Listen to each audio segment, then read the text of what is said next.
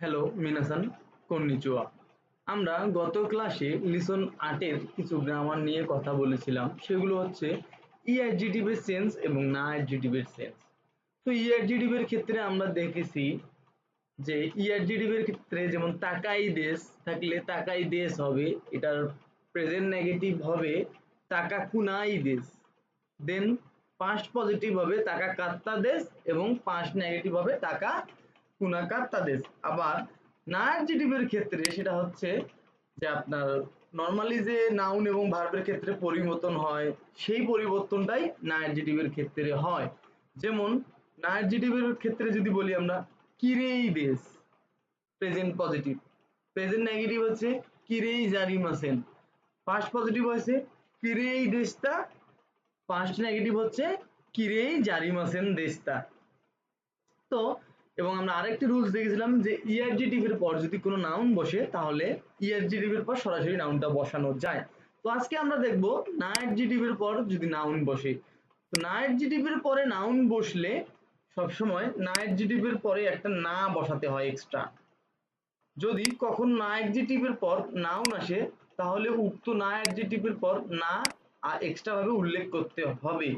যেমন এই ফুলটি সুন্দর ফুল, কোনো হানাওয়া কিরেই না হানা দে, যেখানে কিরেই হচ্ছে একটা না অ্যাডজেটিভ, যার কারণে না অ্যাডজেটিভ এর পরে যখন নাউন বসেছে তখন এক্সট্রা একটা না বসেছে মাঝখানে, হলুদ কালারের নাটা এক্সট্রা মাঝখানে বসছে। তো না অ্যাডজেটিভ এর ক্ষেত্রে যদি না অ্যাডজেটিভ এর পরে কোনো নাউন থাকে তাহলে না অ্যাডজেটিভ এর পরে একটা না বসাতে হয় এক্সট্রা। যেমন ঢাকা শহর বিখ্যাত শহর, ঢাকা মাচিওয়া ইউমেই না মাচি দেশ। ইউমেই মানে বিখ্যাত, ইউমেই হইতেছে একটা না অ্যাডজেটিভ, যার কারণে না এক্সট্রা যুক্ত হয়েছে। এই বইটি নতুন, কোনো হন ওয়া আতারাশি হন, এটা হচ্ছে ইআরজিটিভ এর। ইআরজিটিভ এর সময় দেখেন আতারাশি একটা ইআরজিটিভ, ইআরজিটিভ এর পর কোনো এক্সট্রা কিছু বসে না, ইআরজিটিভ এর পর ডিরেক্ট ইআরজিটিভ এর পরেই নাউনটা বসে যায়। আশা করি আপনারা ইআরজিটিভ এবং না অ্যাডজেটিভ এর পর নাউন বসলে কি হবে বা কি পরিবর্তন হবে এটা বুঝতে পেরেছেন। 4 নাম্বার রুলসের ক্ষেত্রে আমরা আসি গা। গা অর্থ হচ্ছে এখানে সামনে একটা সেন্টেন্স থাকবে এবং পিছনে একটা সেন্টেন্স থাকবে। যেমন সেন্টেন্স 1 প্লাস গা প্লাস সেন্টেন্স 2। এখানে এই গাটার কথা মূলত বলা হয়েছে। তো গা অর্থ হচ্ছে কিন্তু, একই সাবজেক্ট এবং এর অধীনে দুটি বিপরীত গুণযুক্ত বাক্যকে কিন্তু অর্থে যুক্ত করতে চাইলে দুটি বাক্যের মাঝখানে গা পার্টিকেল বসে।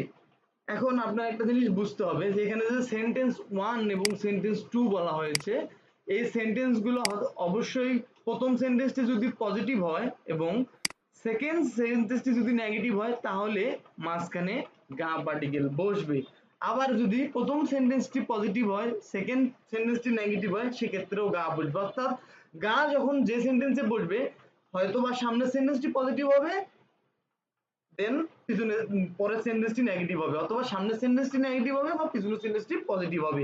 মানে পজিটিভ এবং নেগেটিভের মধ্যে সম্পর্ক স্থাপন করে মূলত গা পার্টিকেল। গা অর্থ দ্বারা হচ্ছে কিন্তু। যেমন একটা উদাহরণ দেখি আমরা, জাপানি ভাষায় একটু কঠিন কিন্তু মজার। একটু কঠিন মানে কি? নেগেটিভ সেন্টেন্স, মানে কঠিন কাজ, কিন্তু মজার মানে পজিটিভ। তো এখানে নেগেটিভ হচ্ছে একটু কঠিন, পজিটিভ হচ্ছে মজার। তো নিহঙ্গ ওয়াচত্ব মুজুকাশি দেশ গা, মানে জাপানিজ ভাষা একটু কঠিন কিন্তু ওমশিরোই দেশ।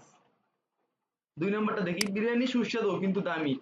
বিরিয়ানিটা সুস্বাদু, খাবার সুস্বাদু কিন্তু দামি, মানে নেগেটিভ। প্রথমে বিরিয়ানিটা সুস্বাদু পজিটিভ কথাবার্তা বলছে এবং পরবর্তীতে বলা হয়েছে যে দামি, মানে একটু নেগেটিভ নিয়ে আসছে যে না এটা একটু এক্সপেন্সিভ। তো বিরিয়ানি ওয়া ওইশি দেশ গা তাকাই দেশ। তো প্রথম সেন্টেন্সটি নেগেটিভ এবং পরের সেন্টেন্সটি পজিটিভ হওয়ার কারণে মাঝখানে গা পার্টিকেল বসেছে। এখন আমরা দেখব ষষ্ঠী এর ব্যবহার। ষষ্ঠী অর্থ হচ্ছে এবং।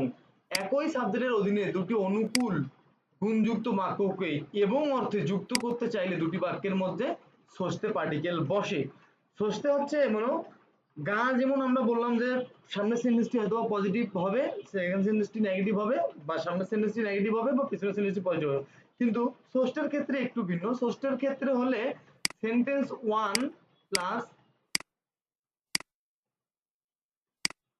ষষ্ঠে প্লাস সেন্টেন্স টু। ষষ্ঠের ক্ষেত্রে দেখেন সেন্টেন্স ওয়ানও যদি পজিটিভ হয় এবং সেন্টেন্স টুও যদি পজিটিভ হয় তখন ষষ্ঠী মূলত বসবে।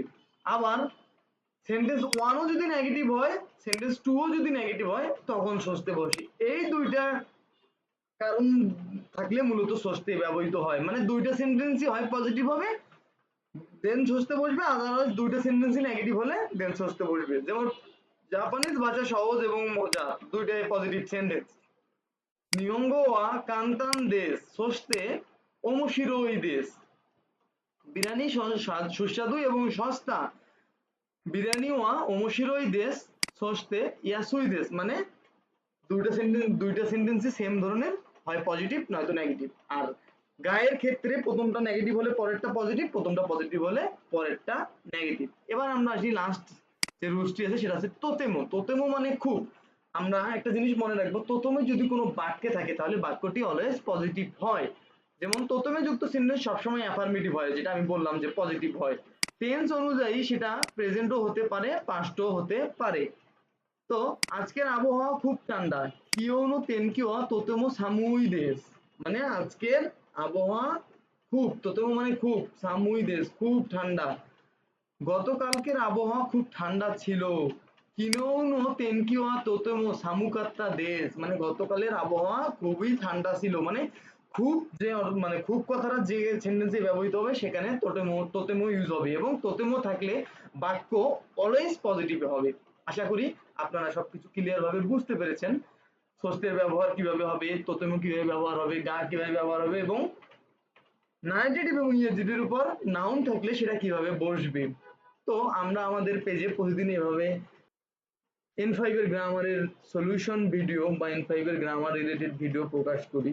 যারা জাপানিজ শিখতে আগ্রহী বা যারা N5 করতে আগ্রহী তারা ফলো দিয়ে পেজটিতে পাশে থাকবেন, এবং যারা N5 করতে আগ্রহী তারা আমাদের সাথে যোগাযোগ করতে পারেন বা আমাদের হোয়াটসঅ্যাপে নক করতে পারেন। আশা করি সব বিষয় ক্লিয়ার হয়ে বুঝতে পেরেছেন। ভালো থাকবেন, সুস্থ থাকবেন। আল্লাহ হাফেজ।